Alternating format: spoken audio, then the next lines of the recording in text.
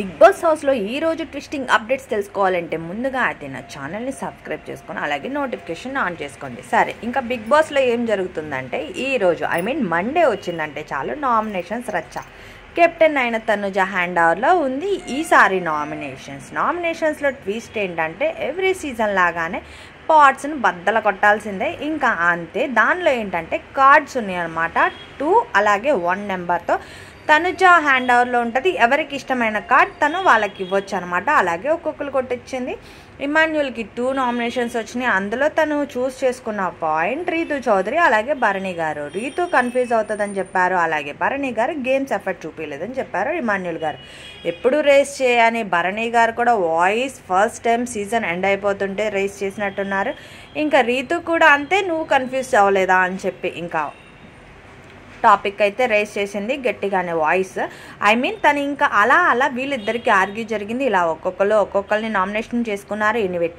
Twisting ఏంటంటే ఇప్పటి వరకు 9th వీక్ కంప్లీట్ అయిపోయి 10th వీక్ ఎంట్రీ ఇచ్చింది. 10th వీక్ ఎంట్రీ వరకు పవన్ రీతుని ఎప్పుడు నామినేట్ చేయాలా, ఒకరినొకరు నామినేట్ చేసుకోవాలా. బట్ ఎండింగ్లో వచ్చింది ట్విస్ట్, అంటే నామినేషన్స్లో ట్విస్ట్ వచ్చింది. పవన్ అయితే రీతుని నామినేట్ చేశాడు, వారైతే గట్టిగానే సాగింది. తను చెప్పిన రీజన్ ఏంటి అంటే ఐ థింక్ రీతు వల్ల నేను కొంచెం బ్యాడ్ అయ్యాను అని చెప్పి అయితే పాయింట్ రేస్ చేశాడు. ఇంకా ఓల్డ్ సాంగ్ ఒకటి వేసుకోవచ్చేమో. ఇంకా రీతు అయితే డల్ ఫేస్ పెట్టేసి క్రై బేబీలా క్రై స్టార్ట్ చేసేసింది. ఎనీవే, పవన్ చెప్పిన వర్డ్స్ తను తీసుకోలేకపోయింది. అలాగే పవన్ కూడా గట్టిగానే ఆర్గ్యూ చేశాడు. ఇంకా ఇద్దరు ఒకరి మీద ఒకరు ఫైర్ అంటే కొంచెం దీనికి ఫన్నీ మూమెంట్ బ్యాక్గ్రౌండ్ పెడితే సూపర్ అనే చెప్పాలి. ఎందుకంటే తను గట్టిగా వాయిస్ రేస్ చేసేది జనాలకి కనిపిస్తుంది. బట్ కానీ డిమాండ్ పవన్కి కొంచెం బ్యాడ్ రిమార్క్ వచ్చింది అని చెప్పి తనైతే రియలైజ్ అయినట్టున్నాడు 10th వీక్కి. ఇంకా ఇద్దరు గట్టిగానే అరుచుకున్నారు.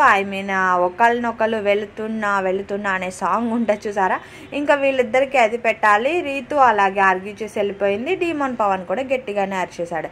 ఇంకా నామినేషన్స్ విషయానికి వస్తే నామినేషన్లో దెబ్బకి దెబ్బ ఇంటే ఇదేనేమో. హౌస్మేట్స్ మొత్తం ఉన్నారు.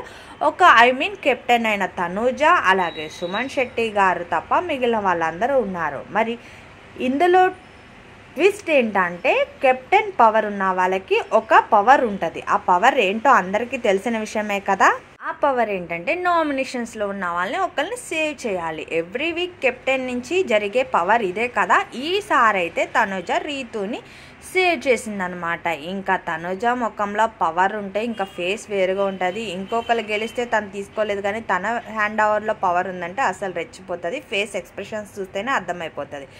ఎనీవే, ఇలాంటి మరిన్ని అప్డేట్స్ కోసం నా ఛానల్ని సబ్స్క్రైబ్ చేసుకోండి. అలాగే ఈ వీక్ ఎవరు వెళ్తారో అనుకుంటున్నారో కూడా నాకు కామెంట్ చేయండి. అంతేకాదు, ఈసారి విన్నింగ్ పొజిషన్లో అయితే 4 అని డౌట్ ఉంది అందరికీ. తనుజ అలాగే ఇమాన్యుల్, సుమన్ శెట్టి, కళ్యాణ్, వీళ్ళ 4లో ఎవరు విన్ అవ్వాలనుకుంటున్నారో కూడా నాకు కామెంట్ చేయండి. Thank you for watching. Please like చేసి సబ్స్క్రైబ్ చేసుకోండి.